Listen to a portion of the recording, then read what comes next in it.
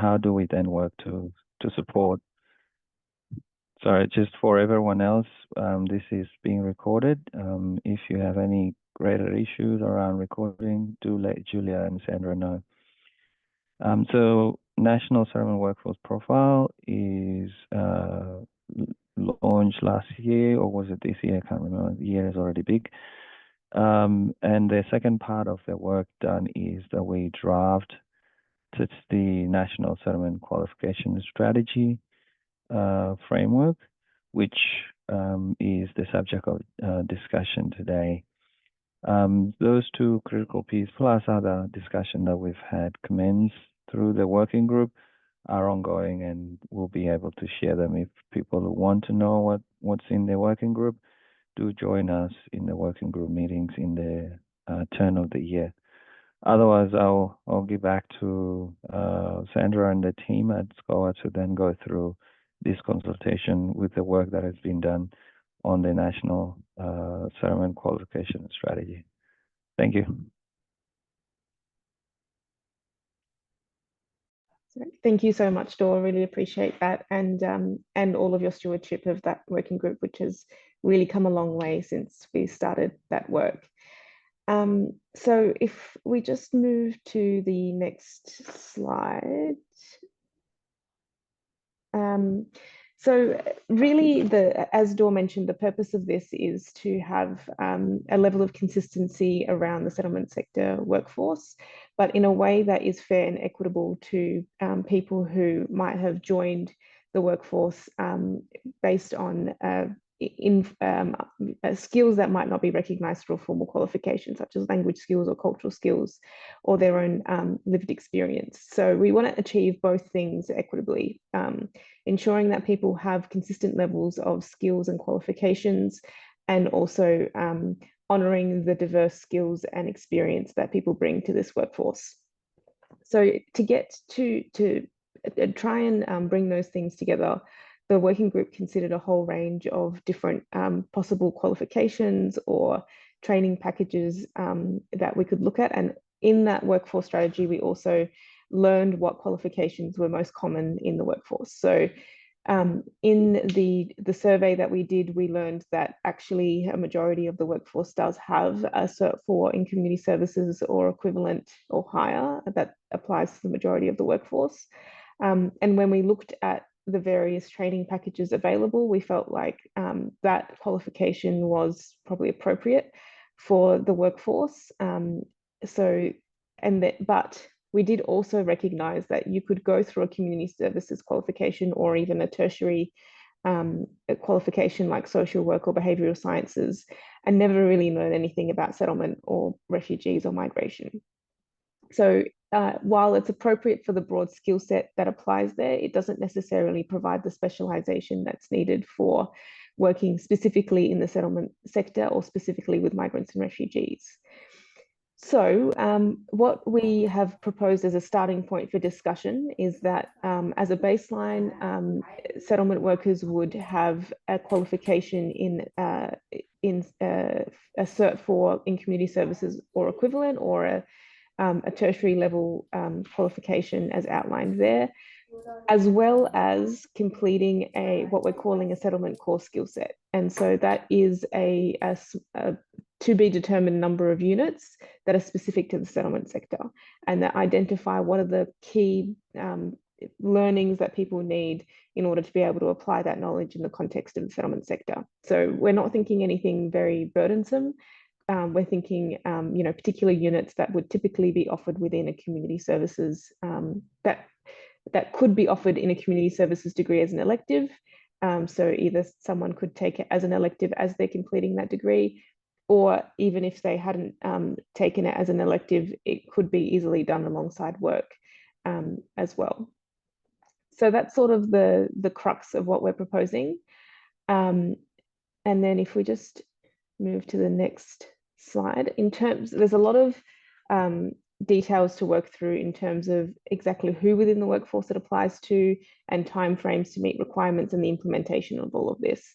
And I want to recognize that it's not a simple thing to implement, and it is complicated, and of course it requires a lot of careful consideration of the impacts on a lot of different stakeholders, whether it's organizations, workers themselves, managers,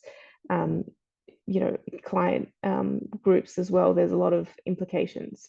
So that's in order to work through that, that's part of our conversation today, but also there will be as Dor flagged earlier, there will be a consultation process that we're delivering over the next while that will really unearth a lot of these things and propose an approach that does take into consideration the broad range of complexities that are in this.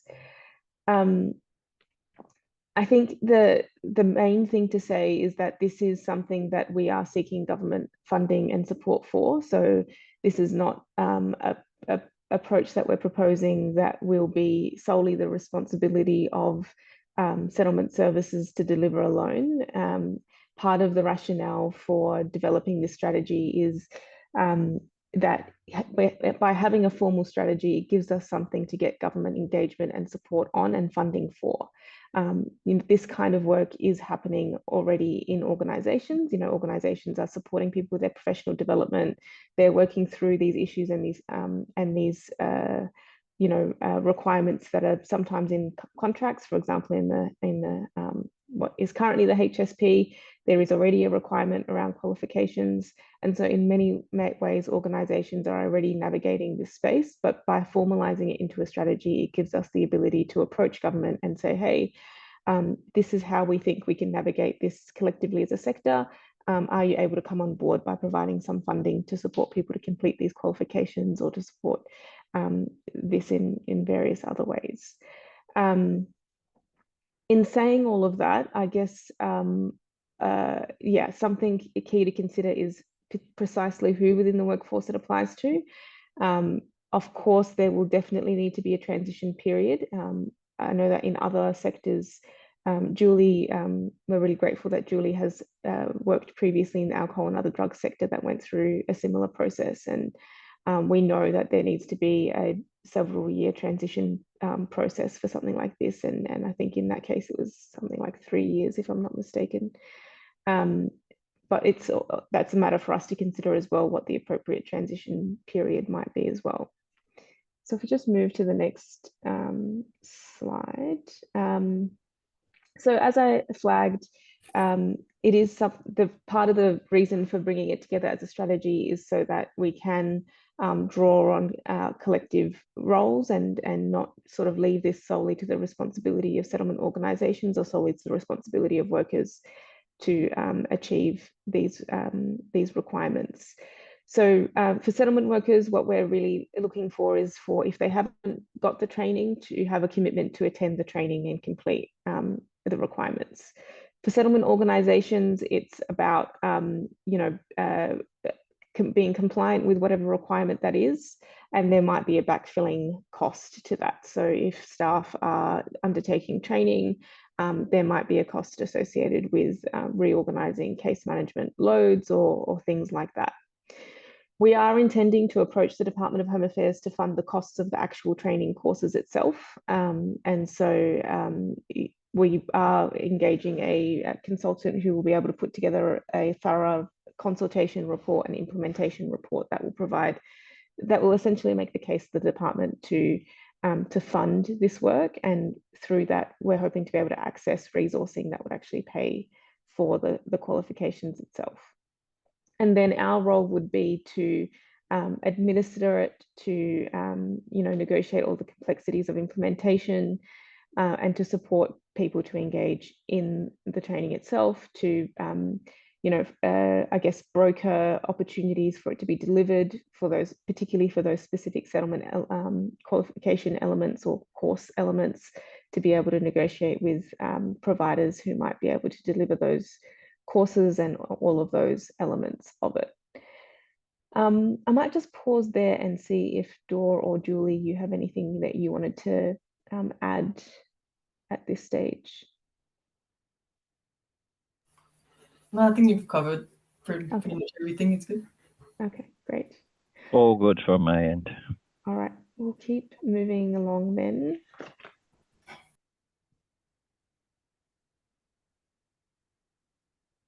So the next steps is there's a lot of consultation that we do want to undertake. We've already had lengthy discussions within the working group, which has a range of perspectives in it. But we're now at the stage where we'd like to go beyond the working group. So this is kind of the first conversation we've had outside the working group in that sense. But we also want to consult with workers, with people with lived experience who engage with services, with the education sector, with a whole range of other stakeholders as well. And we'll take that consultation, refine what we're proposing, and refine an implementation plan, and then have a report from that, which we'll make available to you, but also be able to take that to government to engage in the next steps as well. So that is a very small snapshot of the thinking that's happening there. Really, I want to open it up for conversation. I'm interested in hearing your reflections on the proposal to have a strategy, the key challenges that you anticipate, you know, any kind of feedback or reflections you have on that process as we move forward with it. I think we're really keen to make sure that this is practical and that it's workable. But it is also a long-standing issue that the sector has had around being able to have a level of consistency in the workforce skills and qualifications. And I think it's something that we need to address in order to be able to get the recognition that we deserve and the funding that we deserve for the work that we do. So we're really keen to balance all of those competing things to deliver on this. So yeah, just want to open it up for any thoughts or reflections or anything anything you'd like to add from yourself, Julie or Dor. Yeah, I guess the starting point for us is just to know how many of you have read the or even have understanding of the work that's done in the National Workforce Survey, and use whatever that you've got in that to inform this process that we are developing. The key thing to consider is, from where we are here, we have a host of entry-level staff that do join this sector based on either personal lived experience or as a result of having language capabilities, and we use them to support our clients from the earlier stages of their arrival.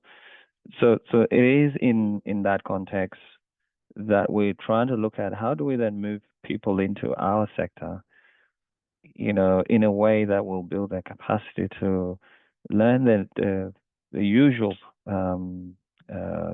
you know, ways of the trade, and also to maybe access some learning and qualifications while they work. The second part of that is, to do that, we know that we had an existing trainings or any capacity building. We've considered everything from internal SCOA to what is out there, and the next step for us is to see whether that initial work is representative, in fact, of the views of the sector, but also how do we then change if there is anything that needs to be changed in the current draft. So and I think that the document, the material for that will be shared for further consultation if it wasn't available today. You'll probably get them, and we encourage you to feedback into that. There's a great deal of responsibility required for our sector, but also for our individual staff to be able to then look at how we ensure that we are a you know, a high performing sector and have a specialized role in delivering support to people arriving to our doors. So I'll leave it at that and open the discussion for people to start thinking along those lines. Thanks, Dor. I think the other part of this that's relevant to note is that people often come into the space, as Dor mentioned, with particular language skills and to work with people from their own cultural communities. And over time, the refugee intake also changes. And so, for example, let's say someone has joined the workforce to support from the Somali community and to support other people who have come from Somalia. And then, 10, 15, 20 years later, the intake cohort has changed significantly, and there's no longer this match with language and cultural skills. I think it's about recognizing those other parts of the skills that they bring and that they've developed over that time, and also that giving them options beyond just using their skills with people who speak the same language and from the same cultural group. That's just another element to it. But yeah, I will open it up to any, if feel free to share any reservations or, concerns that you have, or do you think this is a good way for us to go as a sector?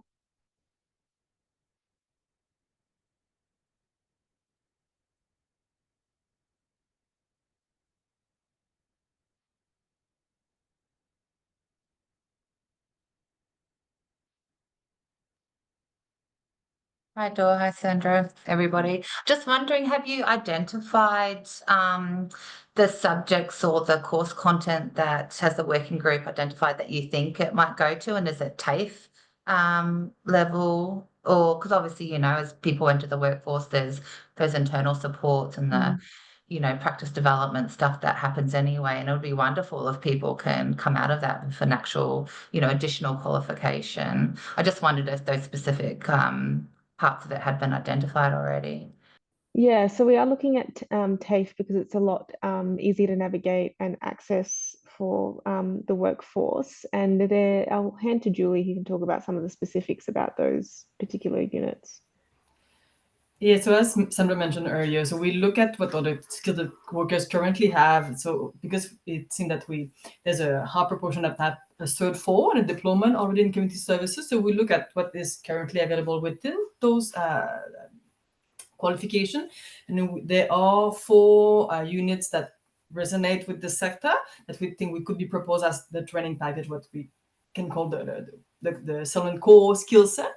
The first one would be work with diverse people, work with forced migrants, undertake bicultural work with forced migrants in Australia, and work effectively in trauma-informed care. So these are the 4 units that are part of the Cert 4 currently, or the diploma. So it might be easier to get the training provider to kind of adapt the training for that, and also we don't have to come up with the material because it already exists. So these are the one that are proposed at the moment.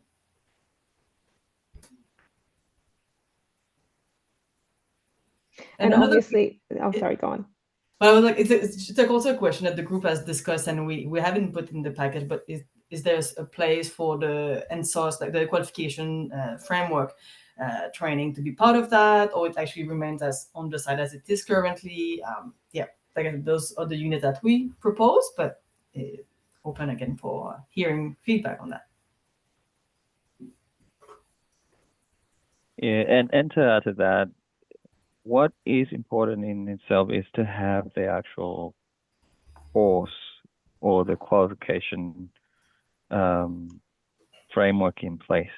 I think the delivery can be, and we know that we had a discussion. I think Margaret Piper, is she here? She may not be.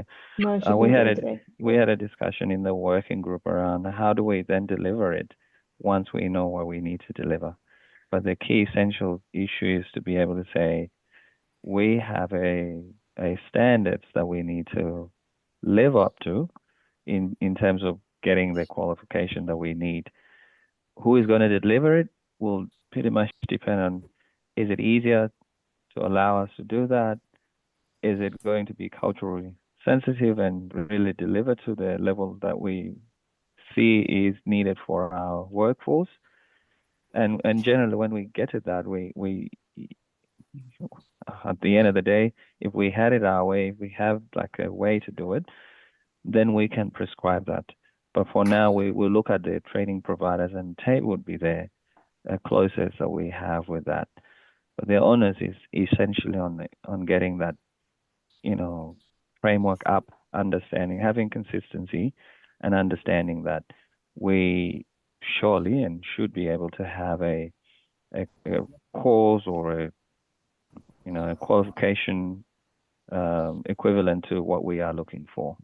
And if we have that, who delivers it is based on what we see will fit our standards of delivery.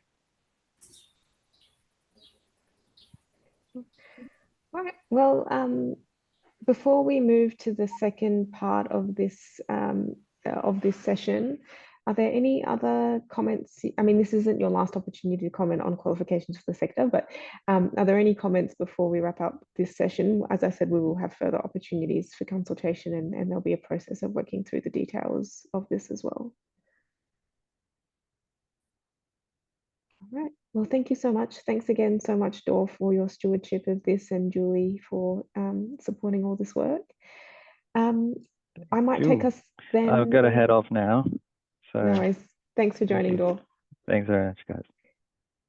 All right. So the second part of today's session is looking at the settlement sector quality framework. So it's very related to the conversation about qualifications and training, but slightly distinct. So the genesis of the settlement sector quality framework is really, it was developed as the National Settlement Outcome Standards some time ago. I think there was a point when I said about, I can't remember, because the years keep passing, and just like age and birthdays, you sort of are always saying the wrong year. But quite some time ago, SCOA developed the National Settlement Outcome Standards through a long process of trying to develop some consistency around the way settlement work is delivered nationally.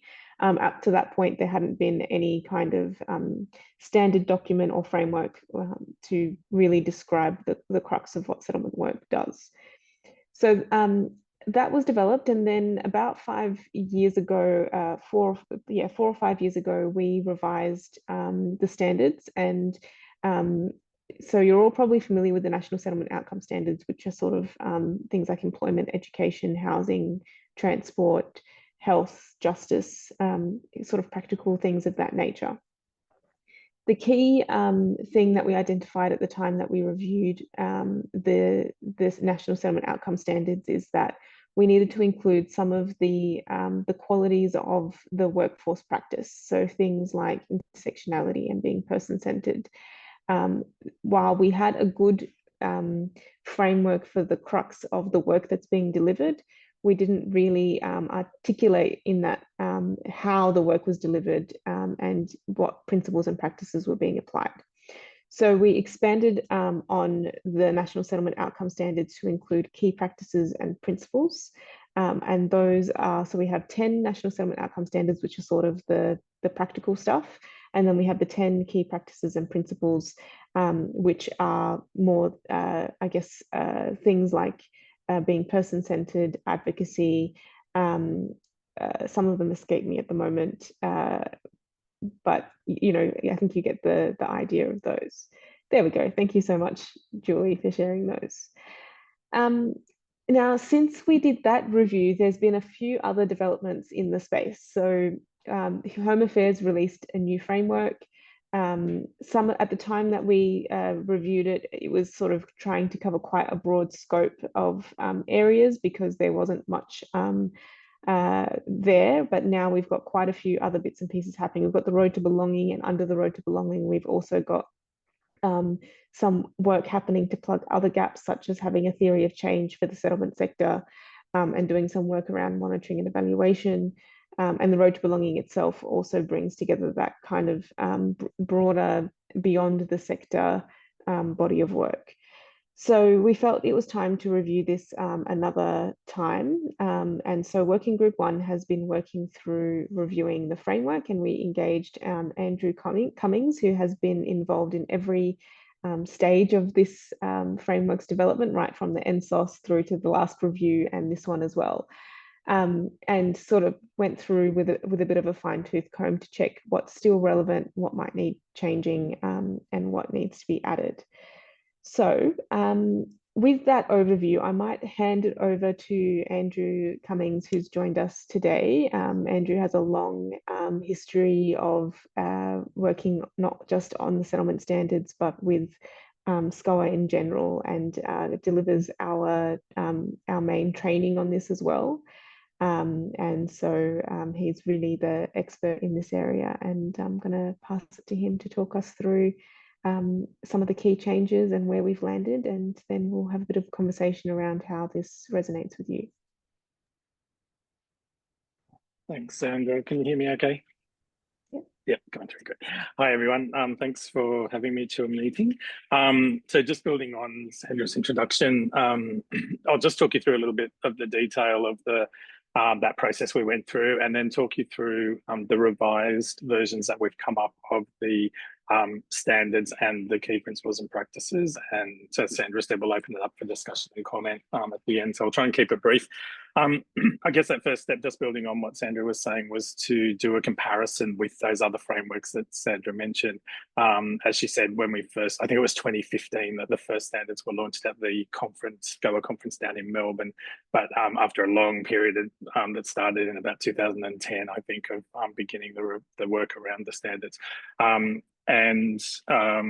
But as Sandra said, there wasn't a lot in that space when SCOA first launched its standards. So we thought it was really important to have a look at those other frameworks and do a comparison of what was in ours and what was in theirs, and highlight what was missing, and then have a conversation about what parts were needed, which I think also just prompted a really good discussion about, what is the purpose of SCOA's framework, and where does it fit in that landscape when you've got, MIAN's settlement framework, you've got the department's own framework, you've got the work that CETSCOP have done around the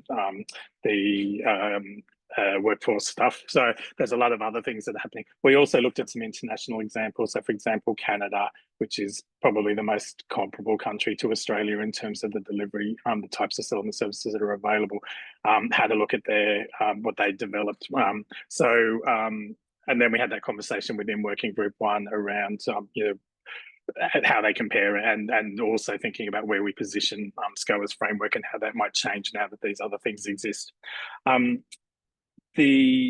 What we then did was do a bit of take that feedback. We did some polling so we're using Julie's beloved polls to get people's feedback through in those meetings, and to see where there was strong support for some of the new ideas being incorporated or ideas being merged, and then had that discussion about things that people felt really strongly about, things that they didn't mind so much. There was a lot of stuff that was there's several, I always talk about this, lots of different ways you can cut up the pie, as long as the pie is right.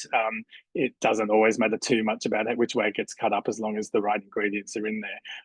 And so in this case, I think sometimes there's a number of different ways that you can put theme things or put them together, but and obviously that it needs to be logical and make sense and usable as well. But I guess it's having that conversation about what are the things that people are willing to compromise on or let go of, and that sort of thing. And as Sandra said, we also did that work to review the work that had been done on the framework and the NSOS standards, particularly thinking about the work that's been done in this rate to belonging process and the other things that are emerging from this, and the theory of change that have been developed and that sort of thing. So I might go to the slides showing the new examples, Julie, if that's okay. And I will just talk you through, so I'll talk you through, this is the revised version of the standards with a brief sort of heading or description about what's covered in that standard. I'll just talk you through these, and particularly the changes that we've made, and then do the same with the key principles and practices, and then we can have some discussion about it. I'm just going to open my notes because I've got some notes just to make sure I get everything right. So firstly, you'll see with number 1, sorry, just to explain the numbering too. In the past, we've always said that the numbering, all 10 standards are equally important, that they're not numbered in terms of importance, but just numbered for ease of sort of reference, if you like. This time around, we had the conversation about reordering them so that they better reflected the the settlement process, and the order that particularly, say, HSP providers would be working through in their initial contact with people that arrive who are eligible for HSP, and yeah, so that they better reflect that that journey in a logical way. And I'll show you at the end a couple of sort of visual ways that we've pulled those together just to suggest ways that they might be communicated. But with that in mind, so you'll notice that some of the things that previously were higher up the list have moved down the list because of that, trying to reposition things in terms of the process, the settlement process. So at number 1, we've got housing and transport. You'll see that we've merged those two because previously they were two separate standards. We had a lot of conversation about transport and whether transport needs to be a standard in its own right, or whether it's an enabler of other standards. But then that broadened out a conversation about other standards which you could see in the same light. So in the end, we decided that housing and transport were a logical merger to go together. Number 2, we've got language and culture. We previously the reference was to language services, I think, and so we've broadened that out, and the idea was to make sure that we also incorporate the importance of cultural support and people having the right to both to exercise and practice their own cultural beliefs and traditions and so on, and also learning about Australian culture. Number 3 is health and wellbeing, which has stayed the same. Number 4 is family support. Previously, we referred to family and social support, but my feeling certainly with this one was that it was a very big one. It had lots of indicators because there's a lot of stuff around family and intergenerational support and support around issues, making sure every member of the family is supported, addressing issues like domestic and family violence and other things that might arise, as well as that broader social support. And so there was a decision to separate the two and then incorporate the social support into other standards, and I'll talk about that in a moment. Number 5, we've got finance, which stays the same. That was a new one that was added when we reviewed the standards in 2020 that wasn't previously in the original version of the standards, but that one stayed in but been moved to a different position. Number 6 is a new one, which is digital inclusion. Had a lot of discussion about that, obviously coming out of COVID in particular, really highlighted the need and the importance of people having access to good quality digital information and digital resources, and had that discussion about it being, initially there was talk about whether that should be called digital literacy, but in the research that I did around looking at other countries, for example, and the way the UN talks about digital access, the term digital inclusion seemed to be the most logical, because it is much more than just skills. It's not just about people having the literacy, it's also about them having access to the tools that they need in order to access the internet and the information on it, and all the things that support that. Number 7 is education and training, which is has stayed in at and the same name, but just been repositioned. Number 8 is employment. Previously, we just used the word employment, and we've changed that to employment pathways. And that was based on the conversation about making sure that it better reflected the role that settlement services have, that our role isn't just about getting people into jobs, it's about getting them job ready, and it's about giving wraparound services once they are in employment. And so that word pathways was an important reflection of that role that settlement services play. At number 9, we've got justice and rights. That's justice was the previous standard, and we had a lot of discussion about what that meant, and decided that having the word rights highlighted a focus on education about rights, both rights here in Australia, but also overall human rights. And number 10 is a new one as well, and that is the standard of belonging. And this one incorporates a couple of the ones that we've lost. So we previously had civic engagement, and we also, as I mentioned, had social support building with family and social support. So this concept of belonging straddles both that idea of civic engagement and social support in the broadest possible sense, and the goal being that newly arrived people are supported to be, to truly belong here in Australia and have a sense of belonging. And the reason we put that at number 10 was the idea that when all of those other things happen, when the other 9 standards are being addressed, they contribute strongly to that sense of belonging. So belonging almost being the icing on the cake once we've dealt with those practical issues. So those are the 10 standards. I'm just wondering if do we want to go straight into key principles and practices and just then open up for discussion? Is that the best way to go? Maybe we pull up the standards on the screen and see if anyone has any comments on those before they disappear from. Yeah, it might be. There's a lot to get people's head around. So probably rather than giving people 20 things to talk about, 10 probably enough. Thanks, Sandra. Any questions or comments about any of those 10? Just thought, or even just general comments around that work, or questions about why certain things are being done.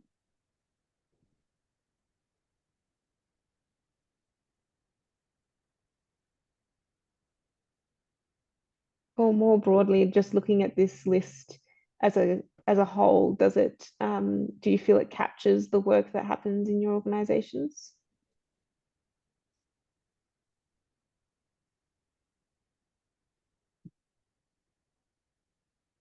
Just while we wait for people to think about questions or comments, I noticed there's a couple of things that have been reordered since I sent the last draft. So sorry if I took them through in a different order, so they're on the screen. I think I did that last time as well. I was going off some separate notes that I'd kept, so apologies around that. But I think again that idea of trying to display those things in a kind of logical order that settlement services tend to address those with newly arrived people. But I'll stop talking. Great. Well. No questions. Like... So should we go on to the key principles and practices? Do you want to go back to that slide, Julie, and I'll just talk through those. Sorry, I'm just going to bring up my notes again because and again, apologies if I say things out of the order that they appear on the screen. So in terms of the 10 revised, again, just out of curiosity, I don't think Sandra might be saying this. There was one thing we had a lot of conversation about was the number. Sandra, I think you were really keen that we stuck at 10 and 10. I think they just, it's kind of a nice number to have.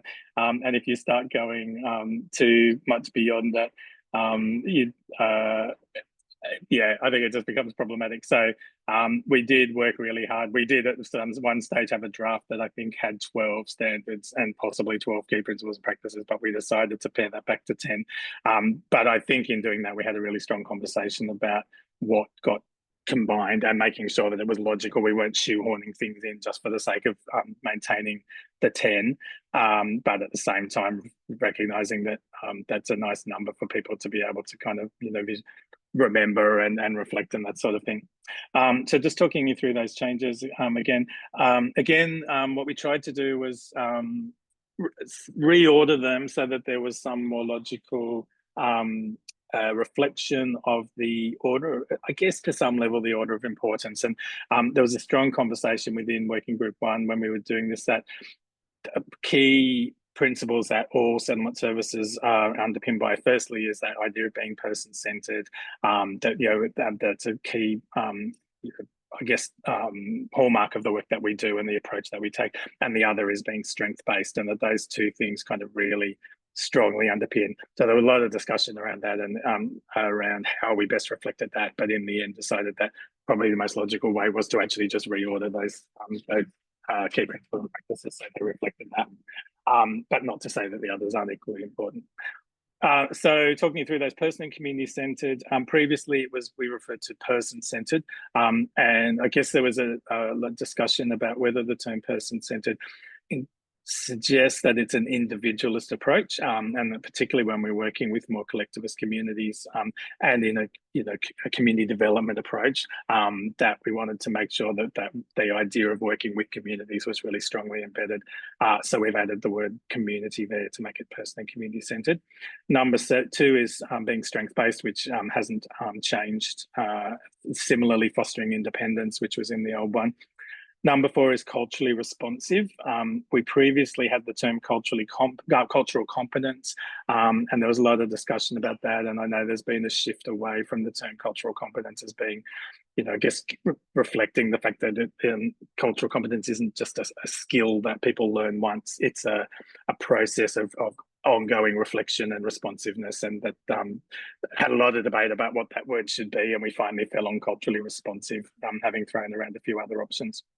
Number 5 is a new one, which is trauma-informed. I think you'll all agree that the focus on being a trauma-informed approach has really emerged in the last decade or so across human services in Australia. And we did have a conversation around whether it was necessary in our framework, particularly when you have a broader lens of settlement around all migrants, not just humanitarian migrants. But certainly my sort of research behind the scenes was that it's become such an important principle in most human services work that recognises that trauma, and also recognising that trauma isn't just something that happens to people prior to their arrival in Australia, that the process of settlement can be traumatic and often is traumatic. And if we don't do it well and we're not aware of that, then we can re-traumatise people. So that one's been added. The next one is intersectionality, which has stayed the same, but we are changing the definition of that one to broaden it out a little bit. There was discussion around whether the word holistic, whether the principle of being holistic should be added as a principle in its own right. But in reading the definition of intersectionality, it was felt that really, although intersectionality focuses on slightly differently, the concept is about addressing issues for the whole person and recognizing the parts, all the different parts that make us up as individuals and as people, and that has a similar, definition, I guess, as the idea of being holistic. So we decided not to add that holistic as a separate one and to incorporate that intersectionality. Number 7 is collaboration, which has stayed the same. Number 8 is evidence-based. Evidence-based was in the previous key principles and practices, but one that we've taken away was the principle of continuous development, and we've the definition of evidence-based will incorporate continuous development, because I guess the idea that if we are continuously developing our work, then we will, if we are making sure that we are evidence-based, then we are continuously developing and reviewing our work in order to incorporate the best available evidence. So those two have been merged together. Number 9 is voice. Actually, no, we've got community engagement up there. So community engagement's next. And previously that was just referred to as engagement. We decided to change it to community engagement, partly to, again, reflect that focus on working with communities and not just individuals, and also to make sure that it reflects the work of Working Group 2 in ensuring that refugee migrant communities are strongly embedded and have access to influencing all of the work that SCOA and settlement services do. And finally, we have voice. Previously, we used the word advocacy, so in the old version of the principles and practices. And the reason we changed it was that we felt that the word voice better captured the concept of a rights-based approach. In other words, the right to speak up, the right to have your voice heard. And it also incorporates principles such as access and inclusion. And the idea that we, as settlement services and SCOA as an organisation, advocate both for and with the clients and communities that we work with. And so that's where the word or the concept behind the idea of voice comes from. I'll shut up now and I'll hand it over to you guys to ask any further questions or comments.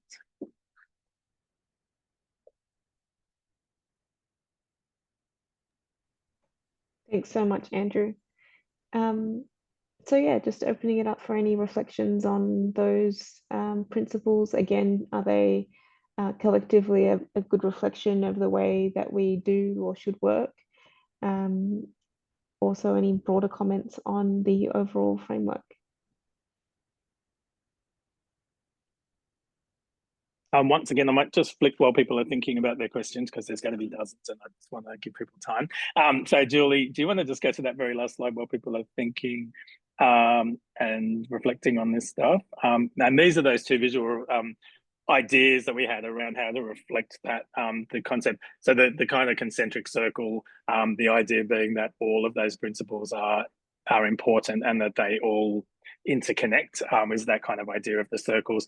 And then you've got the triangle, which kind of reflects that kind of Maslow hierarchy of needs idea that we start with those foundational issues like housing and transport and finance and so on. Once those really pivotal issues are addressed, then we move up through. So those the ones at the top, although really important, are the kind of icing on the cake, as I mentioned before.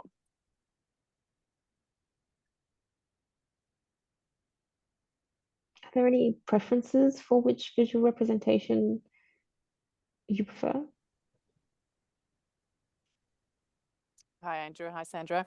Yen here from 54 Reasons. I think the pyramid is really interesting to look at because I guess if I look at the very top one, number 10, belonging, I feel like that for me goes more in the yellow because really we know, so we work with children and families in the settlement space, and obviously the sense of belonging is so really, really vital, both for families accessing services in the first place, and also for children for engaging in education, for you know, engaging with the wider community, for the social connections. It's all kind of linked to belonging. So for us, that's I guess very overarching, similar to what you've got it there. But I guess the way I understand your pyramid is not necessarily overarching. It's more of a, you know, it's the thing to focus last. Whereas I would, for me, that's very much an underlying kind of priority.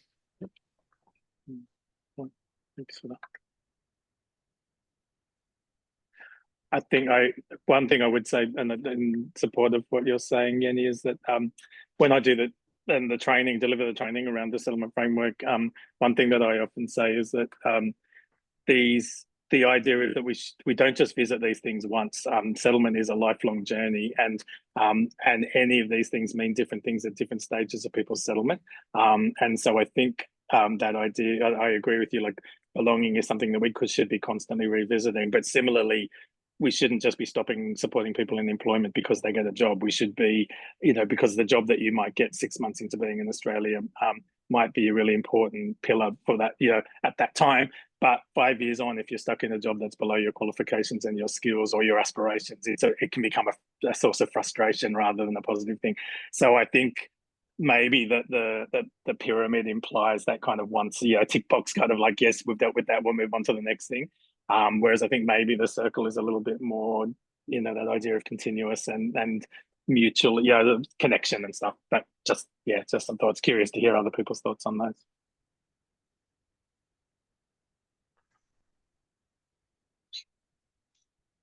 Any other comments either on visual representations or the principles or practices or any other aspect of it? I think every time we've reviewed this, the comments have become narrower and narrower because I think it is a process of each time we've developed this, we've sort of got something that is broadly representative of the work that we do, and the changes become more and more minor each time. So yeah, it hasn't really changed too significantly from where it started, which I think in some ways is a good sign that what we're working with still works very well. Yeah, I probably share similar thoughts to Yenny on the pyramid. I think the circle is a little bit more visually helpful for us. Our practice framework looks at safety and belonging as foundational and permeating. So if you're not safe and you don't understand your rights, how do you engage successfully? And, you know, family support if we're looking at family and domestic violence. If you don't have a sense of belonging, a sense of safety, how do you engage in learning neurologically and looking at the impacts of trauma and whatnot? So the structure of the pyramid is interesting and definitely varies. Important concepts that we incorporate, but we would look at that a little bit differently in our practice. So I like the circle.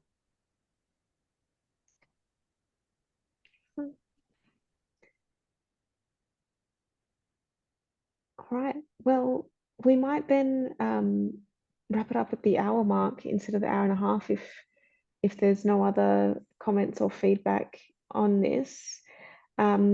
we're still going to go away and do a little bit of work, just pulling that feedback together and, you know, put it together in a very pretty document that we'll hand to our graphic designer, and then slightly adjust probably the training that we deliver to reflect this. And we'll probably also come back to you to promote it in your organizations and in your networks as well at a later stage. So thank you so much for coming today and for your engagement on both of those topics. And thank you, Andrew, for talking us through the changes to the framework and for wordsmithing and taking lots of feedback and making it into these very neat tables, which simplify a lot of very, you know, complicated conversations that the working group had over a period of time. Really appreciate that. And if you have any other input or feedback, or if you'd like to get involved in the work that's happening in the Road to Belonging more broadly, feel free to reach out to the team at any time. We'd love to have your engagement throughout all of those pieces of work. Otherwise, if I don't see you before the end of the year, then I hope everyone does have a restful break over the holiday period, and looking forward to sharing more about both of these projects in the new year. Thanks, everyone. Thanks so much. Bye.